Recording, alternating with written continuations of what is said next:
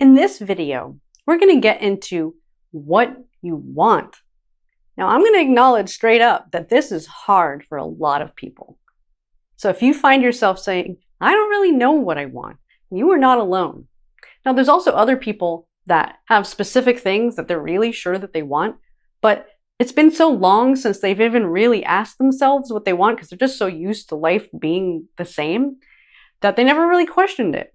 And so part of the reason why it can be challenging to really narrow down what you want is because we're constantly inundated by messages from, in childhood, starting with our parents and our families and our cultures and our schools and our friends. And then in adulthood, it's the media and all of these different sources of people that are constantly telling us what we should want. They're trying to influence us.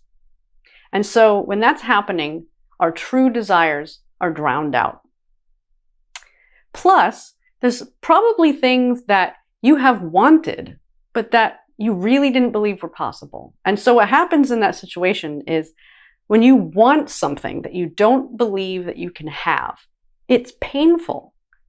It hurts to not be able to have the thing that you want. And so a lot of times what happens to people is that they give it up. They settle. They stop thinking about it because it's too painful to look at if you don't believe that you can have it. But the good news is that your real dreams, they never die. They're still in there, deep within, and sometimes you probably still feel it tugging at your heartstrings. But it could be that you've gotten so good at ignoring it that you don't even notice that it's there anymore. So the first part of this activity, which again, we have a worksheet that you can download to work out these thoughts and really get to the core of what you want. The first part is about forgotten dreams. So there's two ways to look at this. One is, what do you really want?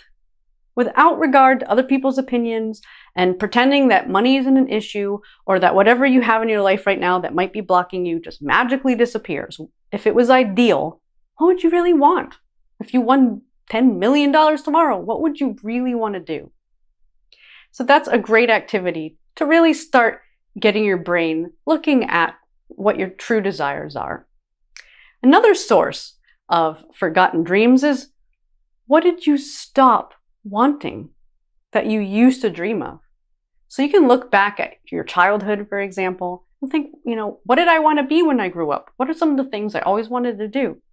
Or now, what are some of those dreams that you had that because life beat you down, you stopped allowing yourself to dream about? Write these down, and then it's important to look at them and really ask, is this something I still want? Because in some cases, the answer is no. Like, for instance, sometimes you can find something from childhood that you used to be passionate about that, you can bring back to life in your adulthood, and it can bring you a lot of pleasure and joy. But there's also things that you would have wanted back then that you're not interested in anymore, and that's okay. So you just want to be honest with yourself and take an opportunity to ask those questions. And so if you find that they're not things you really want anymore, just simply cross them out. But always keep your eye out for those ones that when you write down this specific desire, that you really feel strongly about it, because these are the most important things that we're trying to uncover here. So the next part of the activity is a lot of people's favorite, and that is asking yourself, what do I not want? Now, this is often a lot easier. I know that for a long time in my life, that's how I was. People would ask me what I want, and I was like, I don't really know. But I was really sure what I didn't want, and I could go through the whole list of all the things about the world that upset me and all the things I thought should be different and all the things that I was sure, like, I'm never going to do that. I'm so not interested. I knew for sure what I didn't want. It was hard to transition into being able to focus on what I did want. But the good news is that if you know what you don't want, that helps you know what you do want. And so the activity asks you to look at, what did you used to have in your life that you didn't want, you got rid of it, and you still don't want it? What's happening in your current life that you would like to get rid of? And then what are other things that you are just certain you do not want in your future? If you write these things down, then ask yourself, what is the opposite? If I don't want this, I do want, what is it? Because by looking at what you don't want, it helps you identify its flip side, and it helps you identify what you would want instead. It can be very powerful. So there's going to be some of you that when you do this activity, you just really still aren't sure, and that is okay. It's actually very common. And again, just by doing this activity, you're going to put your brain in the state where it's going to be searching for things that you want and that you like out in your daily life. So you might as well enhance that process by doing the following activity. When you're out and about in the world and you see something that you like, even something simple like, a cute bunny rabbit, just say yes. Say yes to anything in your life that you find that you like. And if it's something that you really like, you can say, yes, I want more of this. And then as you go around, when things happen or you see things, you can say no to them too.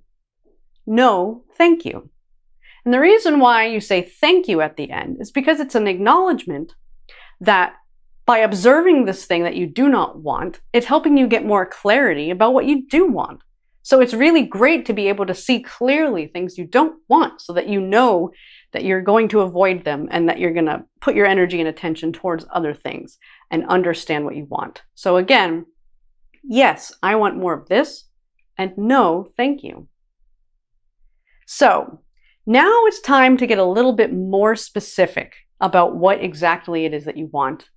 So throughout this program, you've looked at your roles, your identity, your beliefs, your ego states, what you want and don't want. You've changed some of your perspectives of the things that have happened. And so you should have a more clear idea at this point of the direction that you want to be going, some of the things that you want in your life. And so we're going to do a final activity that's going to help you rewrite that story in a more official way. But before you do that, it's important to put down the things that you want so that you know what to include in your new story. So in this activity, the last thing you're going to do is look at what you want in different categories of your life and then why you want it. And that's the most important part.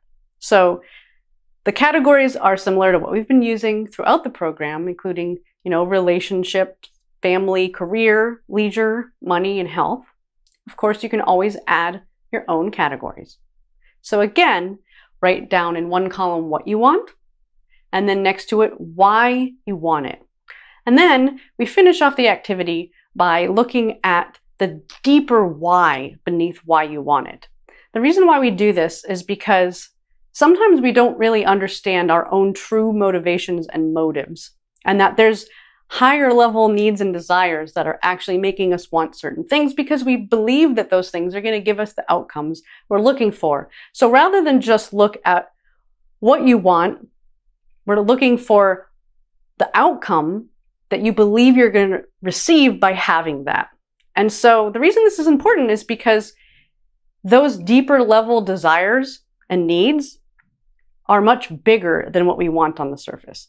And you need to have a big enough reason to create change. So if you're looking at things that are superficial, like I want to have nicer hair and I want a new car, those things are never going to be enough to motivate you and inspire you to change your life. You have to be coming from a deeper place. So that's what this activity is designed to do. And so here's an example of how to use this technique from somebody that we met at an event. So what you're going to do in this activity is continue to ask yourself why to each answer to the question why until you get to the core. So here's how it went with this woman. It was a business event and we were talking about, productivity and efficiency. And she comes up to us and she says, I can't wait to be able to apply these efficiency techniques. And we ask her, well, why is that? She said, well, because I'm really hoping to get a promotion and I know that if I can be more efficient and more productive, I can work my way up. Well, why would you want a promotion? She said, well, because, at this point, I'd really like to make more. I want to get a raise.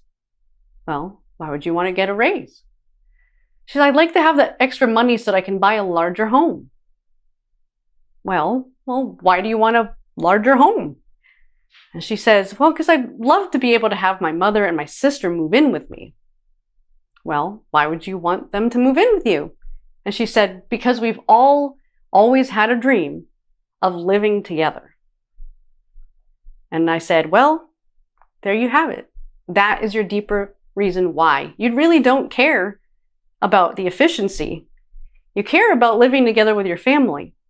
That is something that is enough to motivate you to actually put these efficiency techniques into practice. Whereas just to be more efficient is not a big enough reason why. So I hope that makes sense. So again, the goal is to get to the deeper motive or desire behind what it is that you want. And one last thing to note is that sometimes what's at the core of what you're looking for is actually an emotion. And we would actually say that in almost all cases, what you really want is the emotional state that you believe that having this thing that you want will give you. So if you can get to the core of that, then you really get to the core of your emotions. And so I know I said last thing, but I promise this is the last thing. If you really want to get clear on what you want, you have to get other people out of your head. So after you've done this entire activity, go back through it and read it one more time and just put a big X through anything that the reason why you want it is because other people tell you that you should. Because that's never going to make you fulfilled. And what we're looking for here is for you to know what you truly want out of life so that you can create a life story that is authentic to you and that is going to lead you towards living a life of fulfillment.